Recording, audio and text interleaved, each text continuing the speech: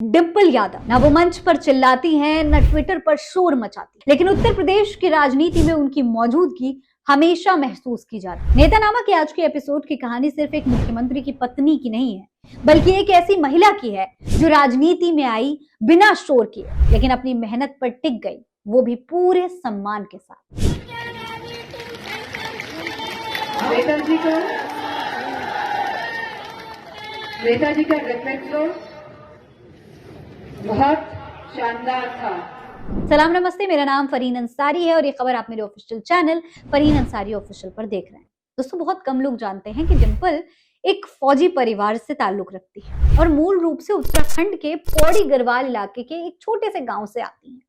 उनका जन्म 1978 में पुणे महाराष्ट्र में हुआ था। उनके पिता सेवानिवृत्त कर्नल RS रावत भारतीय सेना में सेवाएं दे चुके हैं, जबकि उनकी मां का नाम चंपा रावत है। उनका पारिवारिक संबंध काशीपुर से भी बताया जाता है। डिंपल यादव की पढ़ाई की अगर बात करें तो उन्होंने आर्मी स्कूल लखनऊ से 1993 में हाई स्कूल और 1995 में इंटरमीडिएट की पढ़ाई पूरी की। इसके बाद उन्होंने लखनऊ यूनिवर्सिटी से 1998 में बीकॉम की डिग्री ली। दोस्तों, उनकी एजुकेशनल जर्नी भले ही थोड़ी सी सादी रही हो, लेकिन डिंपल ने हमेशा पढ़ाई को प्राथमिकता दी और अपने टास्क पर हमेशा फोकस बनाए रखा। हालांकि इसी पढ़ाई के दौरान दोस्तों डिंपल यादव की जिंदगी में एक बहुत ही खूबसूरत पल आया जब उनकी मुलाकात अखिलेश यादव से हुई। डिंपल यादव और अखिलेश यादव की लव स्टोरी एकदम फिल्मी कहानी की तरह है। जैसे फिल्मों में पहली मुलाकात होती है, फिर धीरे धीरे लव स्टोरी आगे बढ़ती है, बिल्कुल वैसे ही इन दोनों की कहानी भी है। उस समय डिंपल 17 साल की थी और अखिलेश 21 साल के। डिंपल स्कूल में पढ़ाई कर रही थी और अखिलेश उन दिनों इंजीनियरिंग कर रहे थे। एक बार डिंपल अपने एक फ्रेंड की पार्टी में गई। डिंपल को अंदाजा नहीं था कि ये पार्टी उनकी जिंदगी बदलने वाली है, क्योंकि इसी पार्टी में अखिलेश भी मौजूद थे। जिस शख्स की पार्टी थी वो इन दोनों के कॉमन फ्रेंड थे। यही दोनों की मुलाकात हुई, बातचीत हुई और फिर तो इनके बीच में अक्सर मुलाकातें होती रहीं। दोनों के बीच दोस्ती इसी तरीके से गहरी होती चली गई। हालांकि इसी बीच दोस्तों कहानी में एक ट्विस्ट आया। अखिलेश यादव पढ़ाई के लिए ऑस्ट्रेलिया चले गए। डिंपल यादव बड़ी उदास हो गई। उन्हें लगा कि शायद अब अखिलेश यादव उन्हें भूल जाएंगे, अपने नए कॉलेज में नए दोस्तों के साथ बिजी हो जाएंगे। लेकिन हुआ बिल्कुल उल्टा। दूर जाने के बाद तो दोनों को एहसास होने लगा कि दोनों एक दूसरे को बेहद पसंद करते हैं और अपनी जिंदगी एक दूसरे के बिना नहीं बिता सकते। विदेश जाने के बाद भी दोनों एक दूसरे के कांटेक्ट में बने रहे। दोनों अक्सर एक दूसरे को लव लेटर्स लिखा करते थे, कार्ड्स वगैरह भी भेजा करते थे।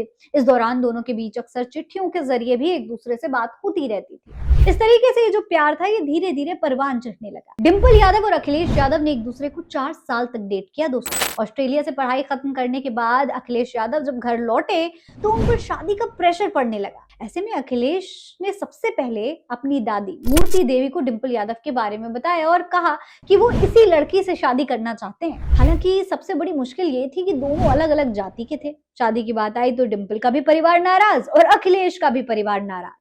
कहते हैं कि मुलायम सिंह यादव डिंपल को बिल्कुल पसंद नहीं करते थे, क्योंकि वो दूसरी जाति से थी, राजपूत समाज से थी, और ना ही जो है डिंपल के पिता शादी के लिए राजी थे, क्योंकि अखिलेश यादव यादव थे। हालांकि दोस्तों परिवार की इस नाराजगी के बावजूद दोनों अड़े रहे, जिसके बाद मुलायम सिंह बेटी की जिद के आगे झुक गए और उन्होंने अखिलेश यादव को डिंपल से शादी करने की इजाजत दे दी। 24 नवंबर 1999 को दोनों शादी के बंधन में बंध गए। दोस्तों, डिंपल यादव को किताबें पढ़ने का बड़ा शौक है। इस वजह से उनके घर में एक छोटी सी लाइब्रेरी भी है। इस लाइब्रेरी में देश और दुनिया की तमाम किताबें मौजूद हैं। यही नहीं, डिंपल यादव को पेंटिंग का बड़ा शौक है। कहते हैं कि डिंपल यादव अक्सर अपने घर पर पेंटिंग्स बनाती रहती हैं। इसके अलावा डिंपल को घुड़सवारी का भी बड़ा शौक है। अगर बात करें डिंपल के पसंदीदा राजनेता की तो उन्हें राम मनोहर लोहिया बहुत पसंद है। शायद यही वजह है कि शुरुआत से ही उनकी जो विचारधारा रही है वो समाजवादी रही है, और यही वजह रही कि अखिलेश यादव से भी वो काफी करीब हो गई। शायद उनके विचार अखिलेश यादव के विचारों से बहुत मेल खाते थे। दोस्तों, डिंपल यादव अपने पारिवारिक जीवन में बहुत खुश थी। अपने शौक पूरे कर रही थी, परिवार के साथ थी, बच्चे भी थे। राजनीति में आने का उनका कोई खास इरादा नहीं था। लेकिन दोस्तों, डिंपल यादव की राजनीति में एंट्री हुई, वो भी एकदम अचानक, एक रणनीतिक फैसले के तहत। दरअसल साल 2009 की बात है, जब अखिलेश यादव ने 2 सीटों, एक तो कन्नौज और दूसरा फिरोजाबाद से चुनाव जीता था। नियम के अनुसार उन्हें एक सीट छोड़नी थी, इसीलिए उन्होंने फिरोजाबाद सीट छोड़ दी। समाजवादी पार्टी चाहती थी कि इस सीट पर परिवार का ही कोई शख्स रहे, ये सीट परिवार के पास ही रहे। इसी वजह से अखिलेश यादव के कहने पर और परिवार की सहमति से डिंपल यादव को पहली बार राजनीति के मैदान में उतार दिया गया।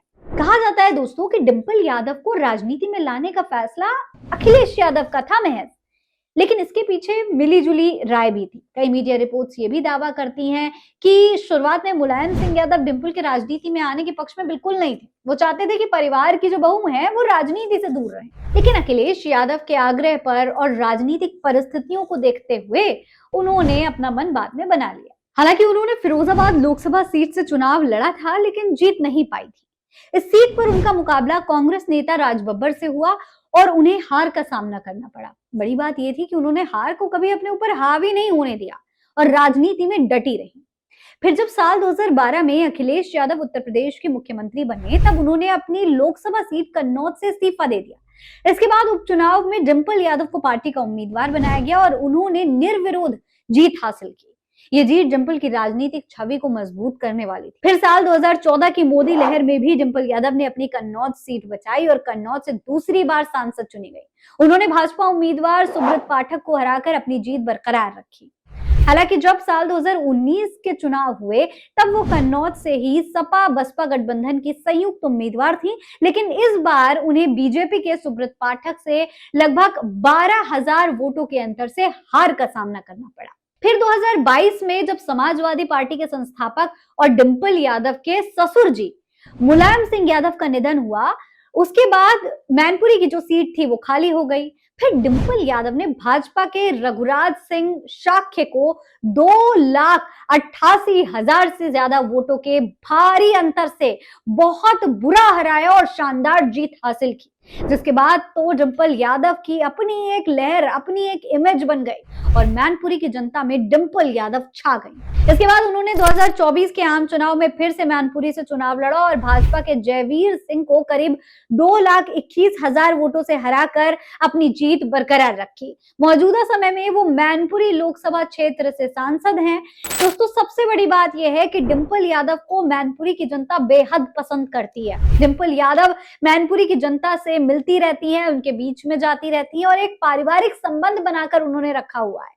जब भी समस्या होती है, मैनपुरी की जनता को कोई भी बात होती है, तो वो डिंपल यादव से कहते हैं और डिंपल जाकर के सुनती भी है। दोस्तों, सांसद बनने के बाद भी डिंपल यादव ने संसद में आक्रामक शैली कभी नहीं अपनाई। वो बहसों में कम हिस्सा लेती हैं, लेकिन महत्वपूर्ण मुद्दों पर सवाल जरूर उठाती हैं। महिला सशक्तिकरण, ग्रामीण विकास, शिक्षा और स्वास्थ्य जैसे टॉपिक्स पर वो हमेशा फोकस रखती हैं। वो कैमरों के सामने बयानबाजियों से थोड़ा दूर रहती हैं, लेकिन अपने क्षेत्र में काम पूरी तरीके से एक्टिव होकर करती हैं। दोस्तों, बड़े राजनीतिक घराने की बहू होने के बावजूद डिंपल आदर्श नारी के रूप में साड़ी पहने ही नजर आती हैं। वो मेकअप भी कम करती हैं, फैशन से भी कोसों दूर रहती हैं। वो कहती हैं कि भारतीय परंपरा की ये सीख उन्हें अपनी माँ से मिली। वो शुरुआत से ही आदर्श भारतीय जीवन शैली में रही हैं। शायद यही वजह है कि पश्चिमी जीवन शैली उन्हें कभी प्रभावित नहीं कर सकी। डिंपल यादव का यही आदर्श नारी का जो स्वरूप है, वो जनता को बेहद पसंद आता है और इसी वजह से डिंपल जनता के बीच में इतनी लोकप्रिय है। इस पर आपकी क्या राय है, कमेंट बॉक्स में लिखकर हमें जरूर बताइएगा। वीडियो पसंद आई हो तो लाइक करें, चैनल को सब्सक्राइब करें और वीडियो से अपडेट रहने के लिए बेल आइकन जरूर दबाएं। जय हिंद, जय भारत।